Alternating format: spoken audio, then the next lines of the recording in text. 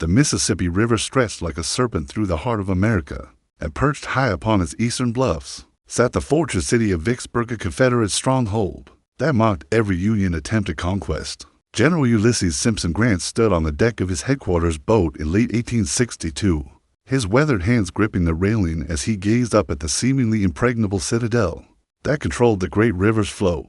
"By God, we'll take that place or die trying," Grant muttered to his aide-de-camp, Lieutenant Colonel John Aaron Rawlins, who had witnessed his commander's growing obsession with this particular prize. The city's strategic importance could not be overstated. Whoever controlled Vicksburg controlled the Mississippi, and whoever controlled the Mississippi could split the Confederacy into like an axe. Through kindling, the fortress city commanded a sweeping bend in the river from atop 200-foot bluffs, its batteries of heavy artillery capable of pulverizing any vessel that dared challenge its authority. Confederate General John Clifford Pemberton had turned the natural stronghold into a military marvel, with earthworks, rifle pits, and cannon emplacements stretching in a defensive arc around the city's landward approaches. The local residents, fiercely loyal to the Confederate cause, had dubbed their home the Gibraltar of the Confederacy, and they meant every word of that boastful title.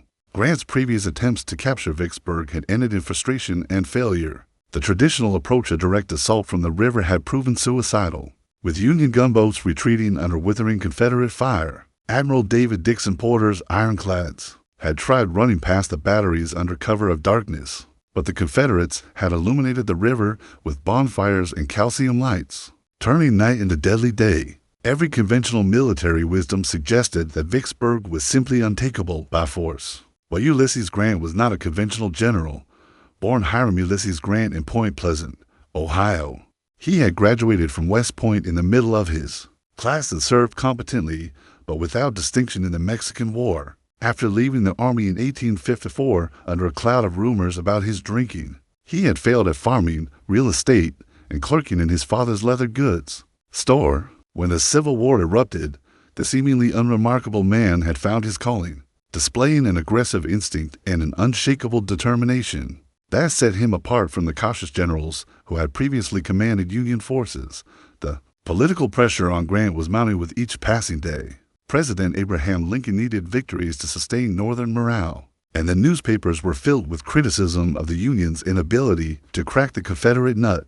Along the Mississippi, General Henry Wager Halleck, the Union's general-in-chief, had made it clear that Grant's continued command depended on results, not excuses. The stakes could not have been higher. Success at Vicksburg would open the entire Mississippi River to Union control and effectively cut Texas, Arkansas, and Louisiana from the rest of the Confederacy. As winter settled over the muddy camps surrounding Vicksburg, Grant began formulating a plan so audacious that it would either secure his place in military history or end his career in disgrace. He would abandon the traditional approaches entirely and attempt something that violated every principle taught at West Point. He would march his army down the western side of the river, cross below Vicksburg, and attack the fortress from its supposedly impregnable rear. It was a gamble that would either win the war or destroy the Union's most promising general in the attempt. The spring of 1863 found General Grant executing the most dangerous maneuver of his military career, while Confederate spies and Northern newspapers alike speculated about his intentions. Grant had already set his bold plan in motion. He ordered Admiral Porter to prepare his fleet for the most perilous mission of the war, running the gauntlet of Vicksburg's batteries in darkness to reach the river below the city. On the night of April 16, 1863, Porter's fleet began its desperate passage. The admiral had prepared his vessels for the ordeal by piling cotton bales, hay, and grain sacks around their vile machinery, creating improvised armor against Confederate shot and shell. 12 vessels, 7 gunboats, 3 transports, and the steamers slipped their moorings and began the treacherous journey past the blazing guns of Vicksburg. The Confederates discovered the Union fleet when a lead gunboat, USS Benton, rounded the bend directly below the city. Suddenly, the night exploded into hellish brilliance as the Confederate batteries opened fire with everything they had. Calcium lights and tar barrels illuminated the river like daylight, turning Porter's ships into perfect targets for the Confederate gunners. The thunderous roar of cannon fire echoed across the water as shells screamed through the air, some finding their marks with devastating effect. One transport, the Henry Clay, took a direct hit to her boiler and erupted in steam and flame, before sinking in the muddy waters. But the rest of Porter's fleet pressed on through the inferno, their own guns returning fire at the Confederate positions. Captain William David Porter's USS Essex took 17 hits, but continued steaming, her crew cheering defiantly as they passed beyond range of the Confederate guns. By dawn, 11 of the 12 vessels had successfully run the gauntlet, a feat that many had deemed impossible. Meanwhile, Grant had been moving his army of 45,000 men along the Louisiana side of the river, marching them through the swampy bayou country that most generals would have considered impassable. Major General John Alexander McClernand's 13th Corps led the way, followed by Major General James Birds I. McPherson's 17th Corps, with Major General William Tecumseh Sherman's 15th Corps bringing up the rear. The soldiers slogged through knee-deep mud and mosquito-infested swamps, many wondering if their commander had lost his mind. The logistical challenges were staggering.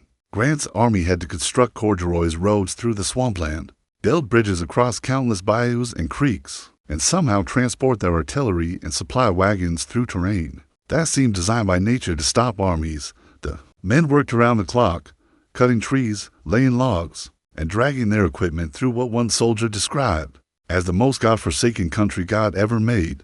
Sherman, Grant's most trusted subordinate, had initially opposed the plan as too risky.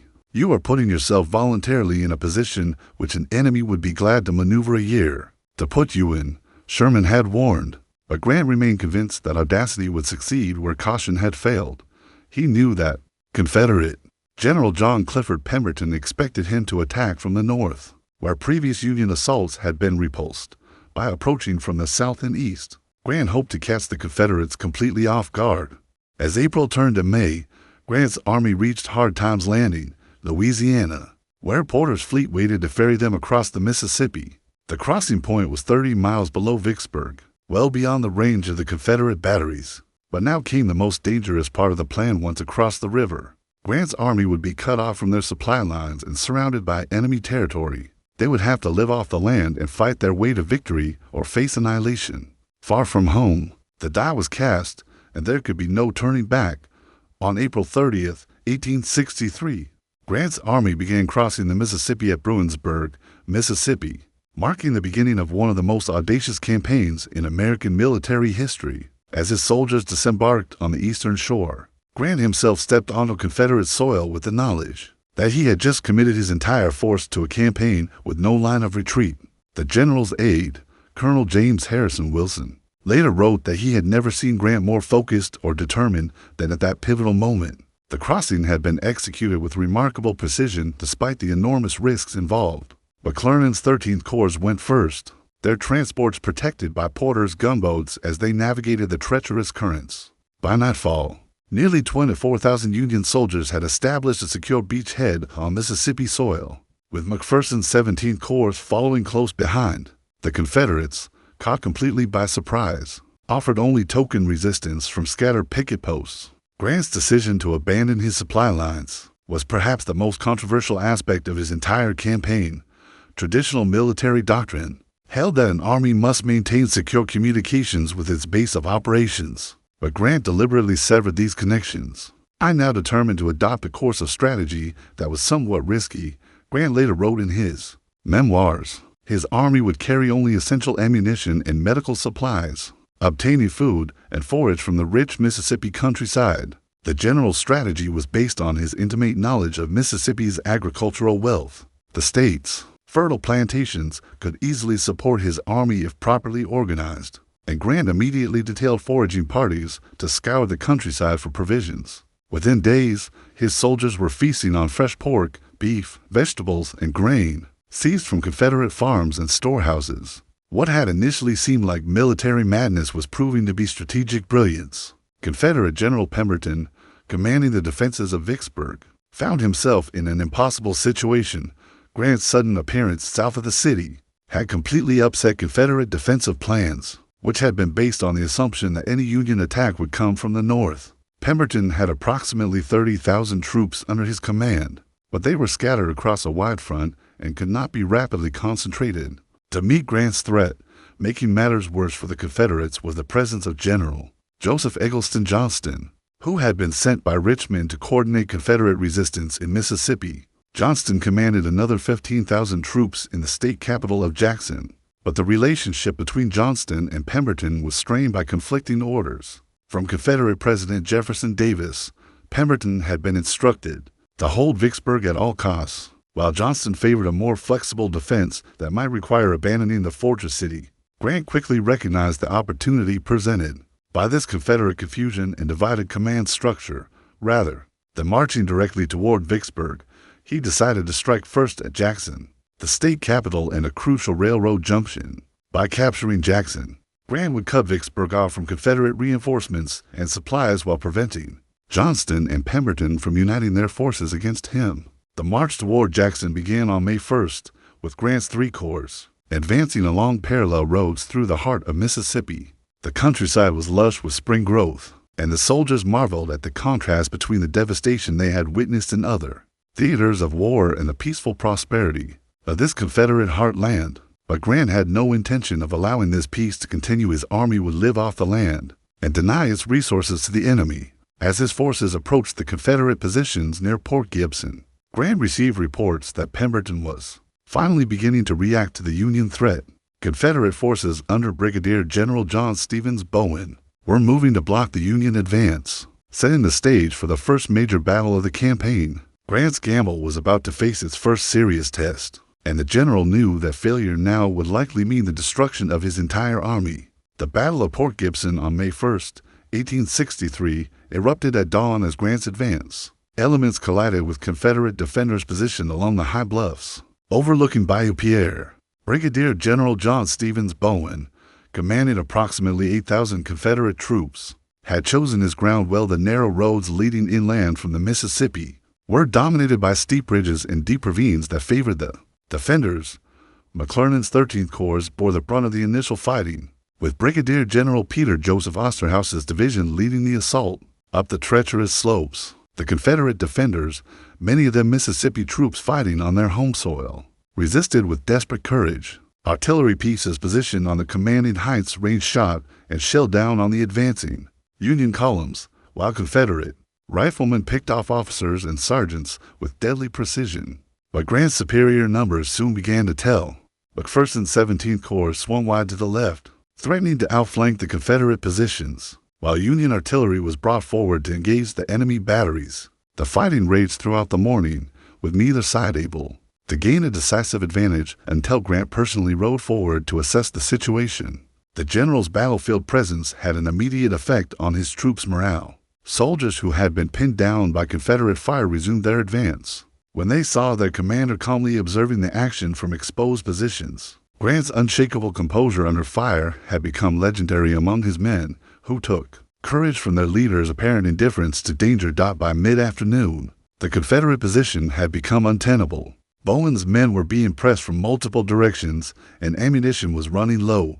The Confederate general ordered a fighting withdrawal toward Vicksburg, his troops conducting a skillful delaying action that prevented the Union forces from completely destroying his command. The Battle of Port Gibson had cost the Confederates approximately 60 casualties, while inflicting about 130 losses on Grant's army, a modest price for breaking through the first line of Confederate defenses. The victory at Port Gibson opened the interior of Mississippi to Grant's advancing columns. Within days, his army was marching northeast toward the state capital of Jackson, moving with a speed that bewildered Confederate commanders. Sherman's 15th Corps, which had finally completed its crossing of the Mississippi, joined the advance as Grant's forces spread across a front of nearly 40 miles. The Union soldiers were amazed by the countryside through which they marched. Mississippi's plantations displayed a wealth and sophistication that many Northern troops had never imagined possible in the South. Magnificent mansions sat surrounded by carefully tended gardens, while vast fields of cotton, corn, and vegetables stretched to the horizon. But this prosperity came at a terrible cost: the presence of thousands of enslaved people, many of whom began following Grant's army as word spread of the Union advance. According to historical accounts documented in major Civil War histories, including those referenced by the Smithsonian Institution, Grant's treatment of the refugee slaves demonstrated his evolving understanding of the war's broader implications. Initially concerned that the presence of civilians would slow his advance, Grant soon recognized that the former slaves possessed invaluable knowledge of local roads, terrain, and Confederate positions. Many were enlisted as guides, teamsters, and laborers, providing crucial support for the Union war effort. The Confederate response to Grant's advance was hampered by the continued confusion between Johnston and Pemberton. Johnston, recognizing that Grant's army was now between the two Confederate forces, urged Pemberton to abandon Vicksburg and unite their armies for a concentrated attack on the Union forces. But Pemberton, bound by Davis's orders to hold the fortress city at all costs, hesitated to implement such a drastic strategic withdrawal. This hesitation proved fatal to Confederate hopes of stopping Grant's advance. While Pemberton debated his options, Grant was already moving against Jackson with characteristic speed and determination. The Union general understood that time was his most precious asset. Every day of delay gave the Confederates additional opportunities to concentrate their scattered forces and coordinate their response to his invasion. The morning of May 14, 1863, dawn gray and drizzling as Grant's corps approached the Confederate defenses of Jackson, Mississippi.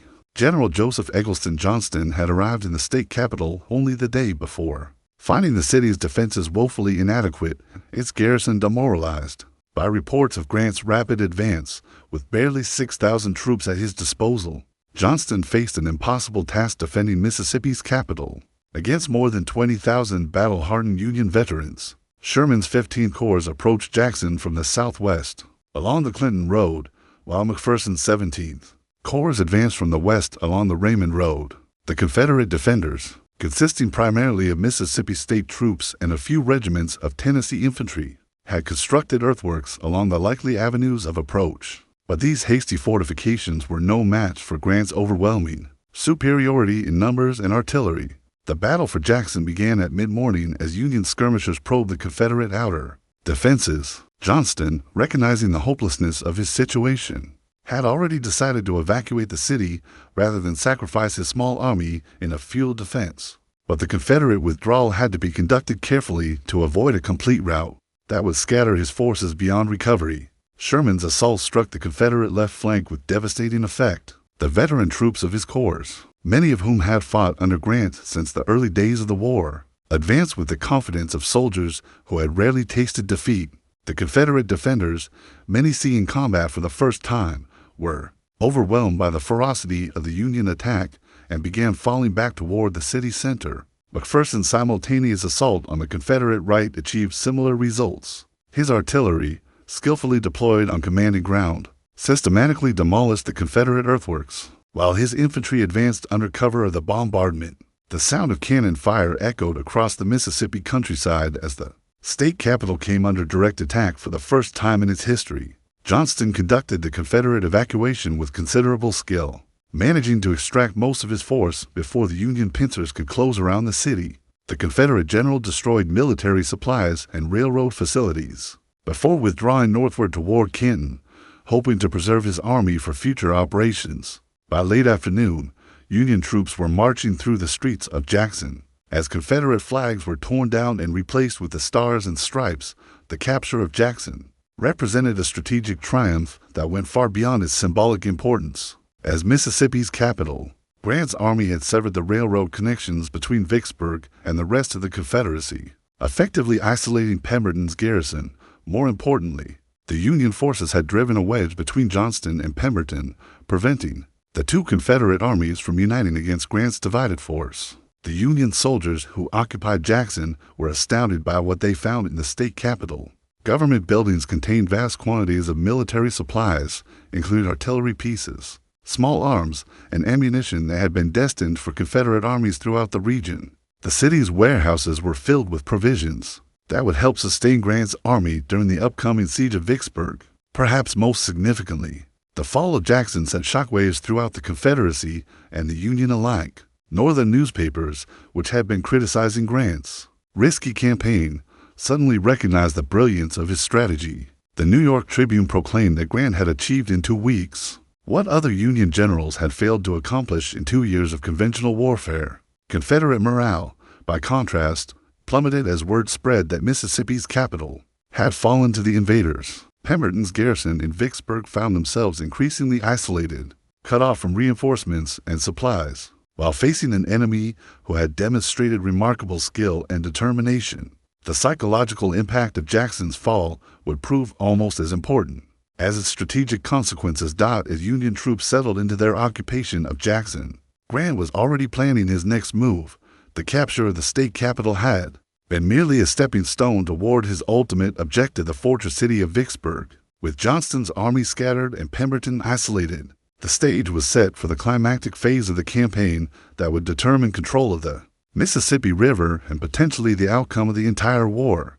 General Pemberton finally decided to act on May 15, 1863, leading approximately 22,000 Confederate troops out of Vicksburg's fortifications in a desperate attempt to unite with Johnston's scattered forces. But Grant's intelligence network, bolstered by local slaves and Union sympathizers, had anticipated this movement. The Union commander quickly concentrated his forces to intercept the Confederate army before it could escape the trap that was slowly closing around Vicksburg. The resulting Battle of Champion Hill became the decisive engagement of the entire Vicksburg campaign. The rolling hills and wooded terrain east of Vicksburg provided an ideal battlefield for the type of maneuvering warfare that Grant had perfected during his advance through Mississippi. McClernand's 13th Corps held the Union left, McPherson's 17th Corps occupied the center, and Sherman's 15th Corps, rushing forward from Jackson, would strike the Confederate right flank. Pemberton had positioned his army along a ridge dominated by Champion Hill, the highest point in the area, with Confederate artillery commanding the approaches from the east. The Confederate line stretched for nearly 3 miles, anchored on the left by the divisions of Major General William Wing Loring, and on the right by Major General John Stevens Bowen's troops, who had fought so skillfully at Port Gibson to weeks earlier. The battle erupted at mid-morning when McPherson's Lee Division, commanded by Brigadier General Alvin Peterson Hovey, struck the Confederate center with overwhelming force. Hovey's men, many of them Indiana and Iowa volunteers who had been with Grant since the beginning of the war, advanced up the slopes of Champion Hill under intense artillery fire. The fighting quickly became desperate as Confederate defenders poured volleys into the advancing Union ranks. The key moment of the battle came when Brigadier General George Francis McGinnis's brigade broke through the Confederate line at the crest of Champion Hill. The Union breakthrough threatened to split Pemberton's army in two, forcing the Confederate commander to commit his reserves in a desperate counterattack. For nearly an hour, control of Champion Hill changed hands repeatedly as both sides fed reinforcements into the savage fighting.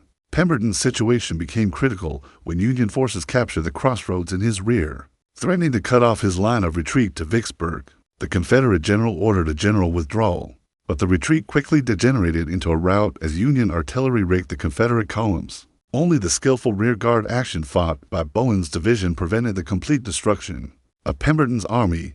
The cost of the Battle of Champion Hill was staggering for both sides, but particularly devastating for the Confederates. Pemberton lost approximately 3,800 men, including nearly 1,800 prisoners, while Grant's casualties totaled around 1,400. More importantly, the Confederate army had been shattered as an effective fighting force, with many units scattered across the Mississippi countryside. Loring's division, cut off during the retreat, was forced to march south and then west in a wide arc to avoid capture, eventually reaching Johnston's army after a harrowing trek through hostile territory. This loss of nearly 6,000 men further reduced the strength of Vicksburg's garrison at the moment when every soldier would be desperately needed for the coming siege. The psychological impact of Champion Hill was even more devastating than the physical losses.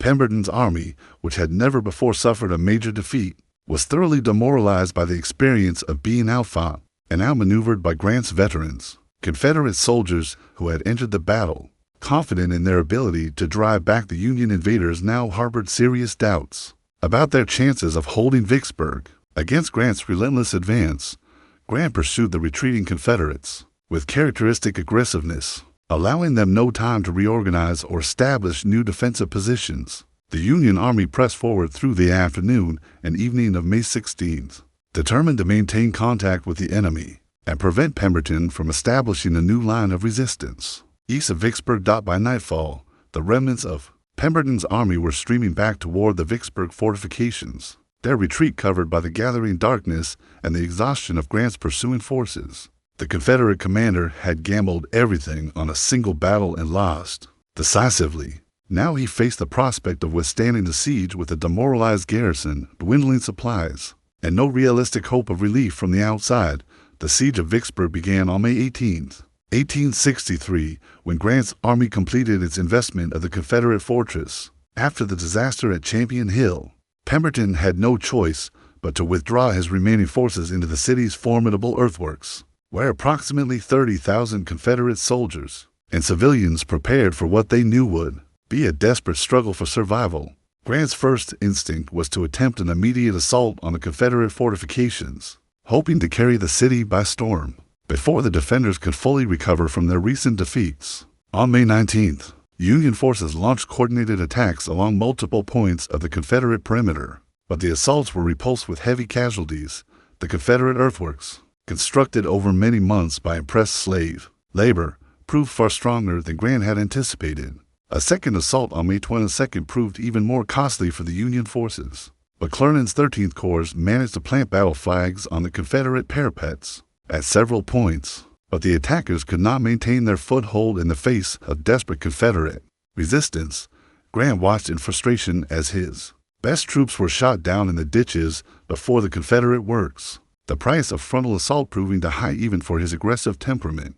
The failure of these direct attacks convinced Grant that Vicksburg would have to be taken by siege rather than storm. It was a decision that would fundamentally alter the character of the campaign and demonstrate Grant's ability to adapt his tactics to changing circumstances. The nature of the ground about Vicksburg is such that it can only be taken by a siege. Grant reported to Washington, beginning what would become one of the longest and most methodical operations of the entire war. The siege transformed the Mississippi River into a Union highway for the first time since the war began. Admiral Porter's fleet, reinforced by additional gunboats and transports from upriver, established complete naval supremacy along the Vicksburg waterfront. Confederate attempts to break the blockade were futile. Their few remaining vessels were no match for Porter's ironclads and heavy artillery inside Vicksburg. Conditions deteriorated rapidly as the siege tightened. The city's civilian population, estimated at approximately 4,000 people, found themselves trapped alongside Pemberton's garrison. Food supplies, already stretched thin by the Confederate Army's needs, became critically scarce as Grant's forces intercepted all attempts to smuggle provisions through the Union lines. The bombardment of Vicksburg became a daily horror for the city's inhabitants. Union artillery, positioned on the hills surrounding the city, maintained an almost constant fire that drove civilians into caves and cellars carved into the hillsides. These improvised shelters, dubbed prairie dog holes by the Union soldiers, became the only refuge from the rain of shot and shell that fell upon the city day and night. Grant's engineering efforts during the siege demonstrated the increasingly scientific nature of 19th century warfare. Union engineers, many of them former miners and railroad workers, began digging an elaborate network of approach trenches that gradually crept closer to the Confederate fortifications. The work was methodical and deadly, with sharpshooters from both sides claiming victims among the engineers and infantry working in the forward positions. The most dramatic engineering feat of the siege was the mining operation directed at the 3rd Louisiana Redan, one of the strongest points in the Confederate defensive line. Pennsylvania coal miners serving in the 45th Indiana Infantry dug a tunnel beneath the Confederate position, packing it with 2,200 pounds of black powder. The explosion on June 25th created a crater 30 feet deep and 30 feet wide, but the subsequent assault failed to exploit the breach effectively. As June turned to July, the situation inside Vicksburg became desperate beyond description. Soldiers and civilians alike were reduced to eating mule meat, dogs, cats, and even rats to survive. The city's water supply was contaminated by dead animals and human waste, leading to outbreaks of dysentery and other diseases that further weakened the garrison's ability to resist. Grant's patient approach to the siege was vindicated on July 3rd, when Pemberton sent word that he wished to discuss surrender terms. The two generals met between the lines on July 4th, Independence Day, with Grant demanding unconditional surrender, while Pemberton sought terms that would allow his men to retain their honor and personal property. After hours of negotiation, Grant agreed to parole Pemberton's entire garrison, rather than transport them to northern prison camps, recognizing that the Confederacy lacked the resources to feed and equip exchanged prisoners. On July 4th, 1863, the Confederate flag was lowered over Vicksburg for the last time. and Grant's army marched into the city that had defied Union arms for so long. The fall of Vicksburg, combined with the Union victory at Gettysburg on the same day, marked the turning point of the Civil War. President Lincoln recognized Grant's achievement by promoting him to Major General in the regular army and, in March 1864, bringing him to Washington as General-in-Chief of all Union armies. The Western Theater commander, who had gambled everything on an audacious campaign through Mississippi, had earned the right to direct the Union's final drive toward victory. Grant's triumph at Vicksburg demonstrated that the Union possessed generals capable of matching Confederate tactical skill with superior resources and unwavering determination. The campaign's success validated aggressive tactics, operational mobility, and the willingness to accept calculated risks in pursuit of decisive results. Most importantly, it proved that Ulysses Grant possessed the rare combination of strategic vision and tactical flexibility that would ultimately win the war for the Union cause.